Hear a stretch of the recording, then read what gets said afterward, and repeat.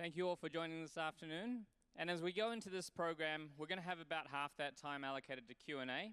What we'd like to really do for an organic discussion is just get these panelists to define one thing that will set the pace for this discussion. You ready? Let's go. All right, Fan. You got the first one. Fan, could you please describe the difference between governance versus AI governance? Is there a difference? Okay. Yes, but also no. So what is governance is a really, really broad conceptual issue and conceptual problem. And there is governance at the personal level, governance at the organizational level, business level, platform and internet level, planetary level, earth level, and universal level. And there's governance on human, and there's governance on non-human environmental elements. So what is the difference between governance and AI governance is that AI, the technology, and also network digital technology, they kind of nicely thread all those layers of governance all together, and that is the difficulty of AI governance. Do you want to extended answer, or that is not? Well, hold that thought, because I love that yes and no definition. We're going to keep exploring that. We're now going to bounce to Adam to define who the other players are in this global AI arms race. So we're talking today about US and China, the Godzilla and Kong. Who are the other players? Yeah, thank you very much. Look, I think if we think in the context of great power competition in the United States and China, we can define it within the framework of those two powers, right? So obviously China is a major one. You have Russia, to some extent Iran, and call it the axis of whatever, if you will. On the other side, let's say liberal sort of Western powers, you have your traditional technological powers in Europe, Germany, France, the United Kingdom. But if we're thinking more specifically the Indo-Pacific, then certainly Japan and Korea. Just in terms of terms that I think are important that really describe some of the impact that we're going to see in terms of this race. And I think it's incrementalism. Right now, most powers, most parties to artificial intelligence development take an approach that says, well, we're not really going to sort of touch artificial intelligence off the loop. That is, we're not going to take the human out of that factor. But what we're going to see, and what we've sort of begun to see in Ukraine, is that that's going to happen nonetheless, right? And there are a couple of examples I can give, but I think that's an important element that we need to sort of talk about more. Can you give us one quick example before we go to Carolin? Yeah, so look, Japan looks very closely at what China is doing, and China flies a lot of sorties around, the Senkaku or Diaoyu Islands, whichever you want to call it. And they're increasingly using uncrewed aerial vehicles. And each time they do that, Japan has to send up a jet. It's very expensive to do so. There's a lot of factors in that. So Japan doesn't produce offensive capabilities, and they don't want to produce any artificial intelligence enabled weapons like uncrewed aerial vehicles that could potentially put them in a position where there's some kind of catastrophe. But they're going to have to do that, and as a function of that competition that they're seeing. What we're going to see is that once there's that first accident in the air between two vehicles that have no humans, and it'll happen eventually, and we're going to see that, oh, okay, no, we didn't lose any personnel, so we can reduce the pressure on that, right? Once that happens, there's going to be more, and that's when we're going to see militaries take that next step to off the loop. So that's the incrementalism that we're going to see, and that we're seeing in places like Ukraine. And ultimately, those are choices bound by each country's governance. So I want to ask Carolin to define for us how operating in China is different for an AI company compared to operating in the US. Yeah. On the one hand, I'm going to give a yes or no answer as well, so that's the pre-warning. On the one hand, the most part of innovation that is taking place in China does, like in the US, take place in the private sector. So it's not necessarily something where you would have the largest state-owned enterprises, the largest state-owned corporations that do the actual heavy lifting in innovation, and that is the same case for AI. So the really groundbreaking, cutting-edge innovation in China is happening in the private sector as well.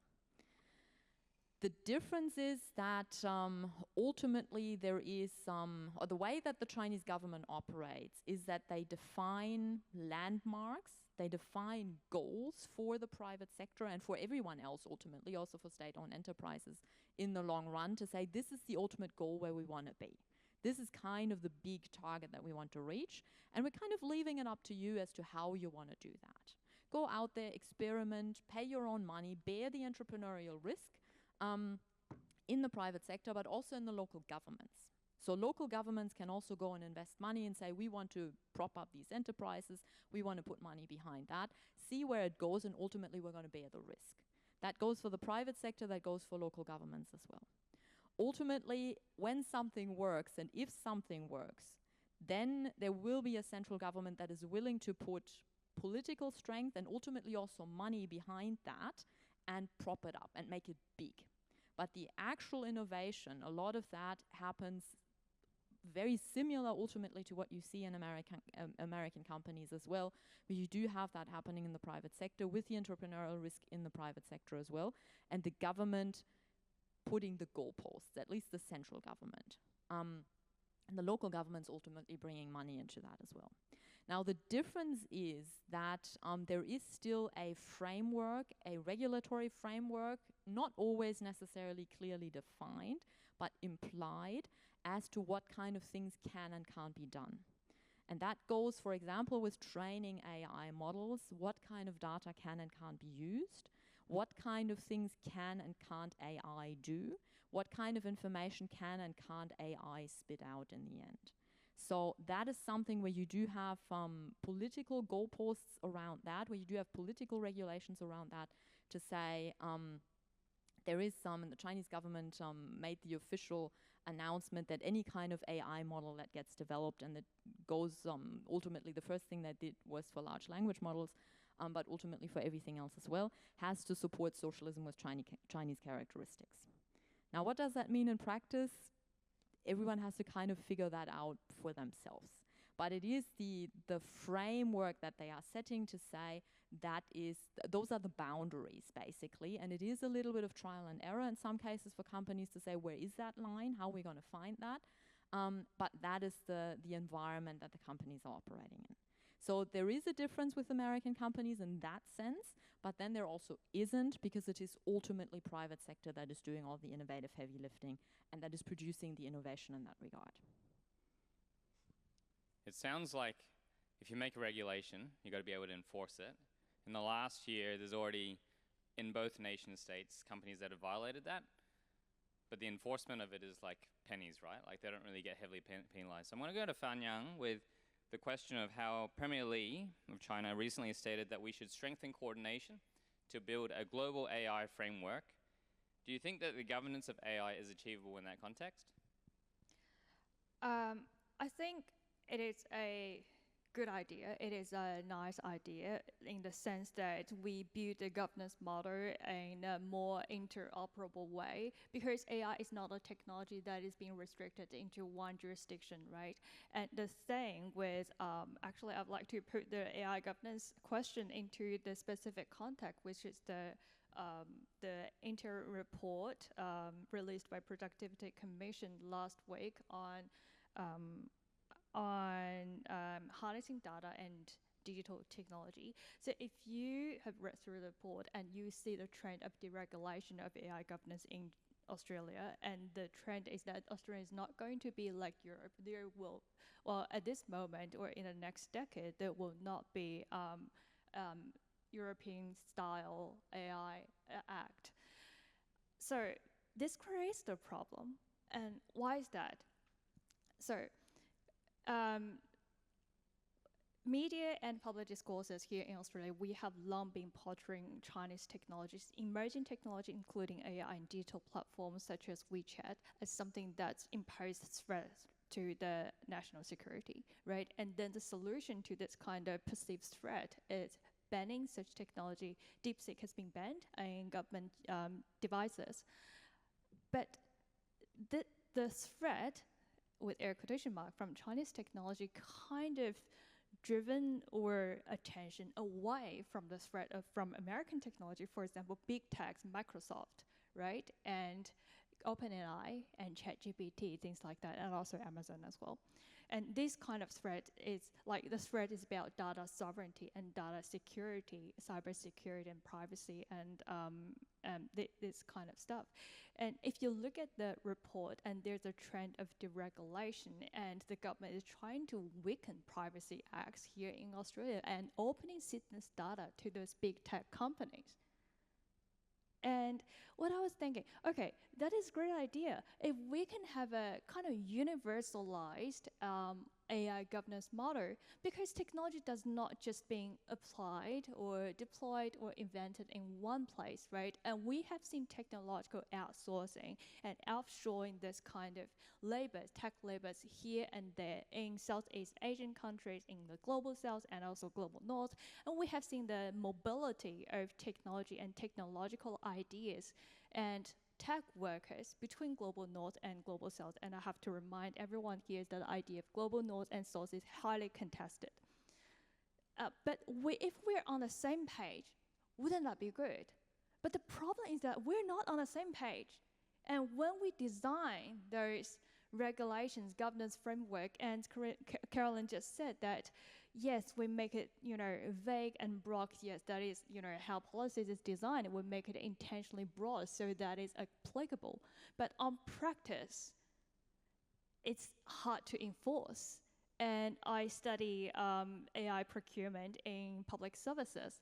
And on top, we have all this AI hype, this glossy and hyped up version of how AI can drive our productivity, which has been, highly promoted in the Interior Report and Productivity Commission as well. But on the ground level, we need so much groundwork to be done. What about our data quality? And we all know the very famous saying that shit's in and shit's out, right? And you need very good data in order to get the best outcome. But the thing that Australia does not have this infrastructure. In the 1990s, tech has been outsourced to other countries, to the global south. But we don't have this kind of infrastructure. So it would request lots of investment to improve the data quality. And can we do that? And are we ready to do that? That's a problem. Adam, could I ask you to tease out what implications that might have for the Indo-Pacific? So if any one of those powers is able to have a bit of a stronger hold on what that nice idea looks like, what does it mean for the rest of the region?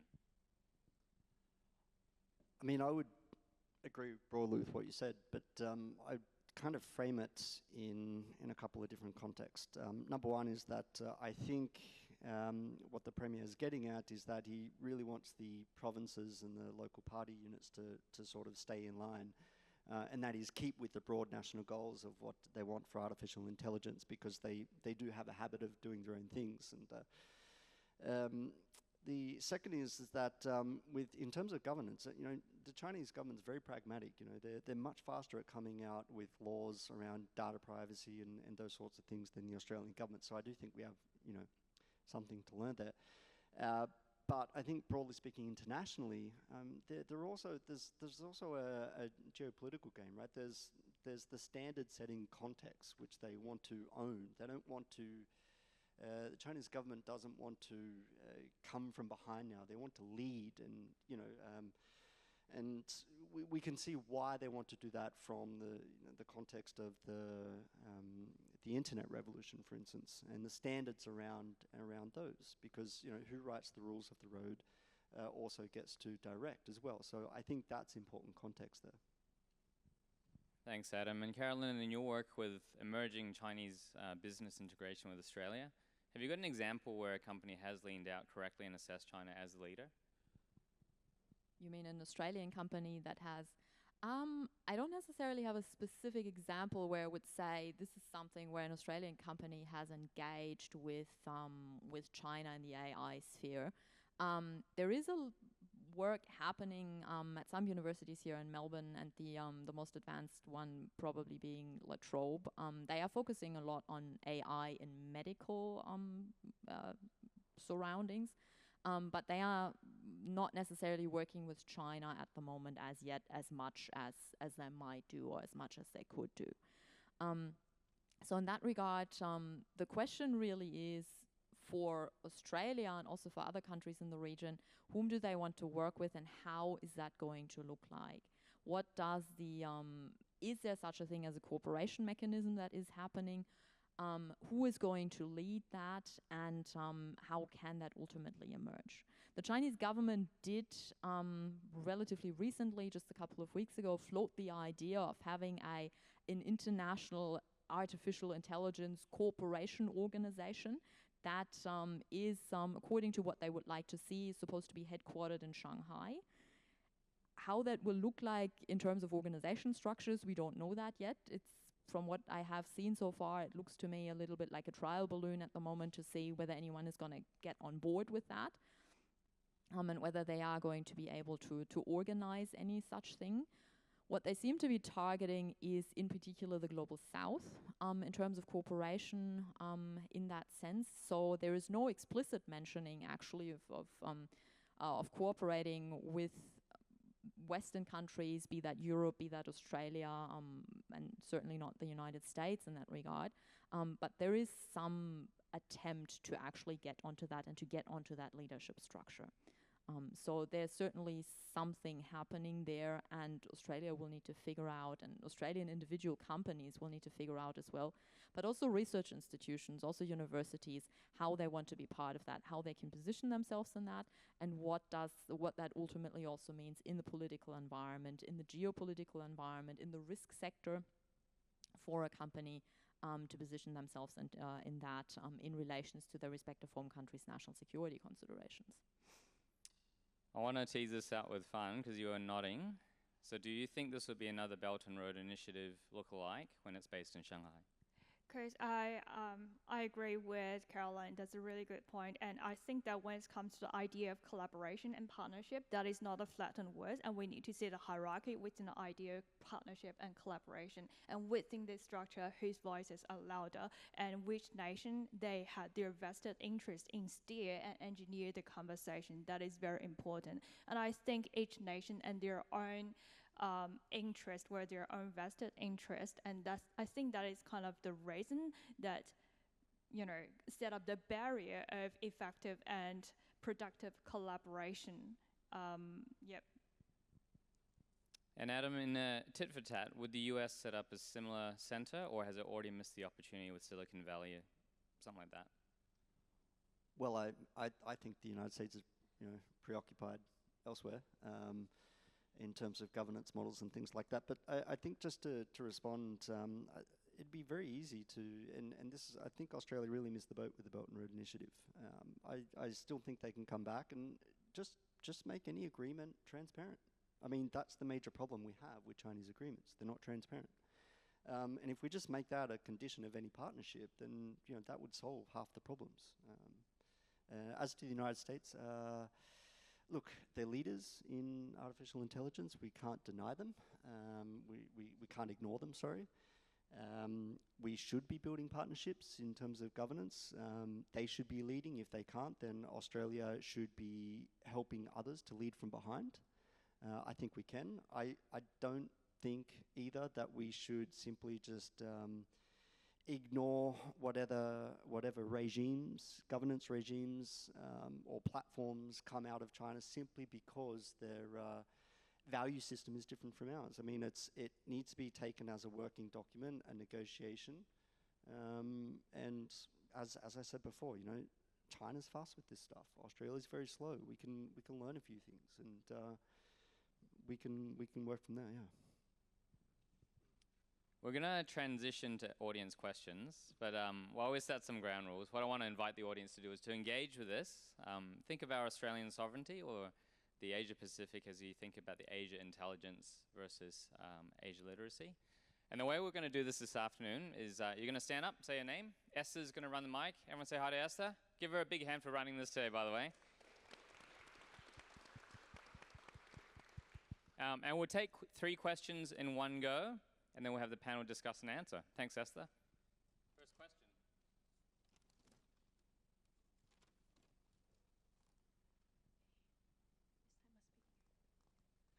Jersey from Pacific Polarity. So one thing about DeepSeek that people noted is that it's open source as opposed to the American LLMs which were all at the time not open source. And so one thing people picked up about this is that it's kind of counterintuitive that the first open source LLM came out of China, which is generally not known for being very open, as Adam alluded to. And one thing people think about this is that it can help China to influence the future direction of the industry and also to set standards. So I'm just wondering what you think of that. All right, we'll go to another question. I think we'll box the question as, will we see more open source coming out of countries like China? Hi everyone, my name's Jesse. Thank you for the panel discussion.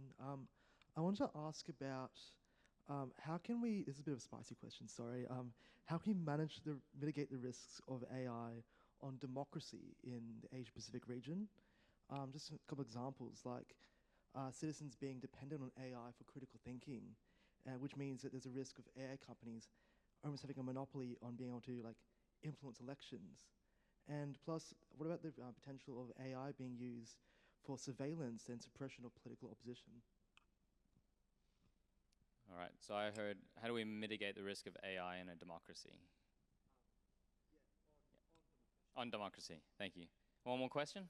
Hi, my name is Priya. Thank you so much for being on the panel today. My question kind of revolves around, how do you think the social contract between governments and citizens needs to change as AI will inevitably change the way we interact with democracy and the way people interact with companies, and what sort of responsibility does government have to its citizens, and how that's changing, and what we should expect from them in protecting us from changes that are going to come? That is a practical one. Let's start with fun. Great, thanks.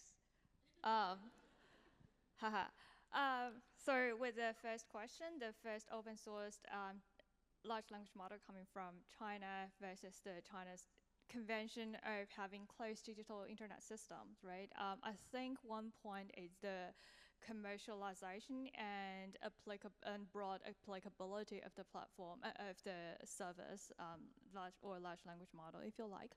I think that's the point. Like, China wanted the technology to go out, and China is the country that, so I'm not sure whether people here have noticed that countries with strong data sovereignty, for example, China and Southeast Asian countries, and also, for example, India, they're also data scarce countries, right? Meaning that there's digital divide that meaning this country does not get enough data as, for example, Australia has, or the United States, or Europe, or the UK. So expanding this large language model to the society outside China is also one way to getting access to data outside China, and that is my response. And I would also like to draw your attention to one of the national policy in China released in January or February this year, which is about the data annotation industry in China. Data annotation industry has been existed in China since 2019, and we have always been predicting that data annotators, data labelers, they have doing jobs to replace themselves, and there will be an end of this industry. But question, why? Like, China released this national policy that we're going to encourage more and more AI startups in the country to do data annotation jobs, and I was thinking, yes. Actually, the country is trying to take more and more tasks or gigs or commissions from those tech companies outside China, because workers outside China, they can work for tech companies in the United States, but it's less likely for them to work for tech companies in China. And I think, just get back to your point, 1, commercialization, 1, access to more data outside China, and 3, applicability. The second question, the risk on democracy with AI. I study online disinformation and political advertising on Chinese language social media services during elections. And we have gone through maybe 3 rounds of elections and 1 round of referendum here in Australia. So one of my arguments was that AI-driven the topics of AI-generated harm on democracy or election kind of driven our attention away from the essential harm that has existed long before AI and digital technologies. What are those kind of harm? Information injustice. Migrant communities here in Australia, they do not receive or they're not exposed to equitable or equal information access. For example, if you're bilingual or trilingual and you look at the Mandarin translated version of AEC's report or AEC's information, there's a big difference if you compare to the English version. It is not. Sometimes it's being used by, sometimes they use Google Translate to do the translation. And sometimes, there's errors in the government release document. So AI is an issue, and we have identified AI-generated harm, for example, deep fakes and AI-generated content, and we identify that. And the thing about this is that with AI, producing disinformation and harm is much cheaper and faster. So when we talk about productivity and efficiency and efficacy in the workplace, generating harm is also faster and cheaper, right? And it's getting really, really hard to identify. And let's get to the last question, which is the social contract. That really worries me. That worries me because of the pervasiveness of American big companies here, big tech companies here in Australia. And these companies, Amazon, Microsoft, they lay out the infrastructure and architecture of Australia's tech systems. And now we see the anti-DEI and anti-wokeness being embedded into the AI models of these big tech companies, and I'm really worried what's going to happen with your police surveillance, and what's going to happen with your airport access, and what is going to happen with the government decision making. That really worries me. And well, we'll see that within organizations, they'll always be saying that we will not have AI or ChatGPT or chatbot to make decisions for us. But how do they constitute the idea of decision? What a decision is? When people say that, okay, we draw information and knowledge from AI and we use chatbot to, help us to, find those informations, I'm not saying that those chatbots are not biased. Like, they're biased socially and morally, probably not in a statistical sense. And when a decision is made based on the information sent through ChatGPT or those chatbot, I'm not saying that decision would be neutral or the decision would be, fully, like equal or just. I want to tease this out with the other two to compare. Adam, social contract in America, Carolin, social contract in China. And given what Fan's just said, what do each of you think about those social contracts being flexible or being undermined by the impact of AI on democracy? Pause for effect. I can start. Potentially not with democracy, because China is, of course, not a democratic system, but on the political system as such. So the social contract in China in that regard does work a little bit differently, in that the legitimation basis of the CCP has for a long time been, well, it has at least originally after the foundation of the People's Republic, there was this idea that the realization of communism one way or another is going to be part of the social contract. That is, if not the main goal anymore, it's certainly pushed very far into the future at this stage. So the social contract in China, particularly after the beginning of reform and opening, has rested on the idea of generating economic wealth. And that is the task for the Chinese government to deliver: generate economic wealth and basically make China rich. What has come on top of that, particularly under the Xi Jinping government, is a second element of the social contract, and that is restore China to what is believed in China to be China's rightful place in the world. That is to basically be a great power again. That is the second part of the social contract that they are pursuing now to, after making China rich, to basically make China strong again. So that is ultimately what more or less the government and the Communist Party has agreed upon with the Chinese population. Political participation is not part of that. Technological innovation, however, is, because it is ultimately seen as something that can make China rich. It is also seen as something that can restore China to a leadership position in the world, be that in the tech sphere, but also in the soft power sphere, potentially, if they are capable of setting the rules, or at least shaping the standards of how AI is, how AI will function in the future, to create that influence. So that would be part of that. And that is ultimately what they are focusing on in regards to the social contract in China. Now, relating that a little bit to this idea that you have referred to earlier of repression, one of the things that people often think about authoritarian systems, and particularly about a system like China, is that there is somewhere at the top of this state, there is an entity sitting there that collates all the information. Big Brother is watching you, that knows absolutely everything, has access to absolutely everything, and controls everything that is happening within the country. That is a myth. That is not the case. So AI, yes, of course, has theoretically massive potential to increase surveillance. It has the potential to bring data together, to analyze data on a massively large scale, but that is not something that is happening, at least up to the present day.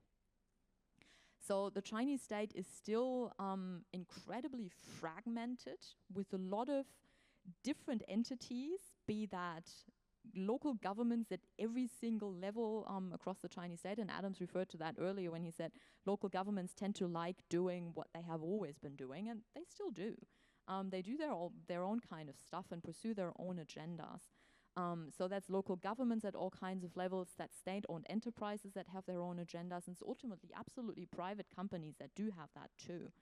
So we've got this incredibly fragmented landscape that theoretically sits on this huge wealth of data that, yes, in a ideal world from their perspective could be used for incredible amounts of surveillance, but you do need to actually be able to collate that and to get your own bureaucracy under control. And that is something that to the present day is not happening. So I would say the social contract is different, and repression is something that, yes, can happen, but it does actually need a streamlined, organized, hierarchical state with a clear chain of command where you get all of that done, and that is not the case to the present day. I'm not saying that that is never going to happen. The possibility does exist, but that's not what we're seeing at the moment. Adam, is the US that kind of state then? I must admit, I was thinking about China then. Look, there's so many problems with the United States. You know, it's hard to know where to begin. Part of the problem begins with, you know, the Constitution, right? And you know, and that's the ability to say anything that you want without fear of reprisal. That's one of the big problems, I think. And the other is, you know, the ability to really give the big companies pretty much free rein to run as they will. So OpenAI is a good example. And there's I don't know if anyone's read it, but AI 2027, which is a group of basically AI programmers, responsibility experts, other people have come from OpenAI, Microsoft, and a couple of others, have come out and said that basically we're getting to this point of competition where the major corporations in the United States are going to basically have artificial intelligence, algorithms, machines, basically running research for them. And so much of the compute power by 2027, or I think they've upgraded it to 2028 now, is just going to be used towards AI doing research on AI. And we don't know what the outcome of that's going to be, how it's going to be monetized, even how artificial intelligence is going to be monopolized in the United States. And we don't talk enough about monopoly, and it's something that we need to focus a little bit more on in Australia in terms about how we protect our citizens here, and that gets back to this social contract. I did want to touch on Australia on just one thing. The ATO has been steadily implementing AI programs into its systems without any transparency whatsoever, and it's even a policy that they have that we're not providing any insight on how we use artificial intelligence, what we use it towards, and so forth. So I mean, I think that's a big problem. And if we're going to be serious about having a discussion with our citizens in Australia, first about how we trust government to use artificial intelligence, and then how we can employ it for better productive growth, among other things, governance, we kind of need to begin with that discussion. And we're not going to get that from the United States, which is overly focused on competition in artificial intelligence, and we're just not here in Australia in that space either. We focus on other things. There's a lot of misdirection, I think. Lots to think about there as you file taxes, folks. We've got time for a bit of a vote of thanks, but I think Fun's got something to round up. Yes, I just want to add one point, respond to Adam's point, and I think Australia's stance of tech neutrality has really put the nation in a very precarious relationship with big tech companies, and we have seen instances of new media bargaining code and social media ban, and then the deregulation tendency to big tech companies and potentially consultancy firms in America. And the thing is that, like, instead of taking those big tech companies into their accountability or hold them accountable, like, Australia is kind of compromising the national integrity and also public interest to somehow work with and walk with those big tech companies. That's my point. Does Australia get to bring something new and different to that global arms race then? New and different in Australia. I think the investment that we've put into this is just, it's so small. It gets back to, I think, the other panel about how the rest of the world thinks of Australia, and in most cases they really don't, and that's because we just don't throw enough money at it. We don't have big angel investors. A lot of our experts tend to go over to the United States. We do have startups, and we do encourage it. But I mean, we talk about $25 million towards something, and there's $67 billion just in private equity in the United States going towards artificial intelligence. I mean, we're not even a footnote in that conversation. So we will produce small additive applications, to be sure. Absolutely. I mean, we can use models like Israel, for instance, in creating tech parks and creating a startup atmosphere. But I mean, it does need a bit of a drive from the government. We do need an anchor investor, and the government's just not that, unfortunately. Yeah.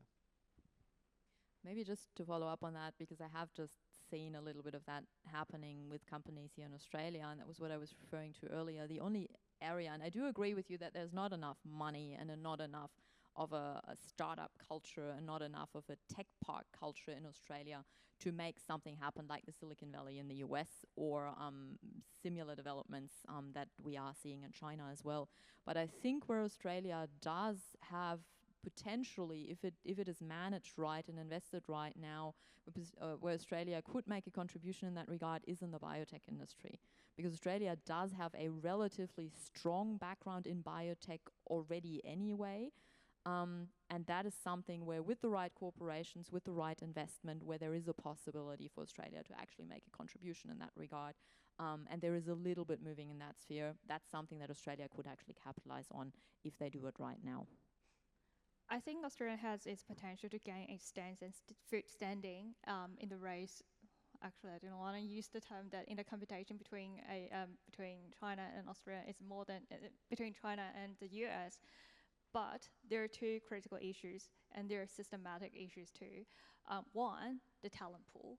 And we're here embracing that we have so many talents here in Australia, but the real life example is that one of the fundamental developer of DeepSeek, he's a PhD graduate from Monash University. Why DeepSeek is not an Australian product?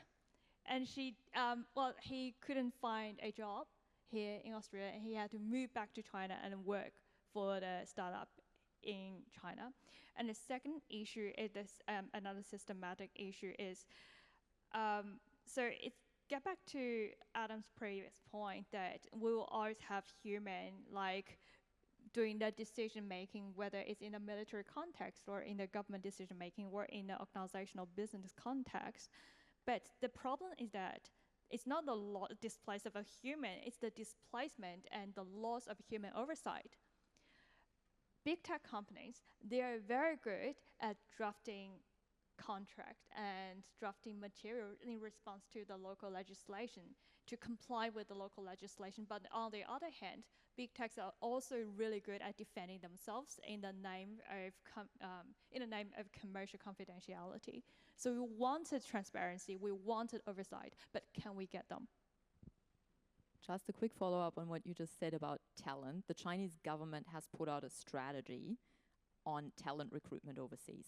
They are actively planning to go overseas to recruit tech talent to come into China and do all of that. So DeepSeek, I don't think that DeepSeek and having tech talent coming into that from overseas, be that Australia or elsewhere, is going to be a single case. In the future, we will see more of that.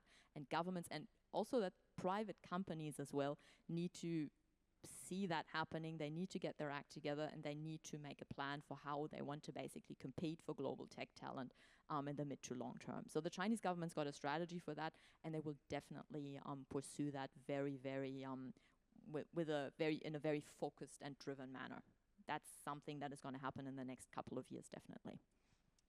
We've covered lots of ground this afternoon, and we've answered 3 amazing questions. Thank you for the questions. Thank you, Esther, for running the mic. Folks, please put your hands together and thank with me Carolin, Adam, and Fan Yang.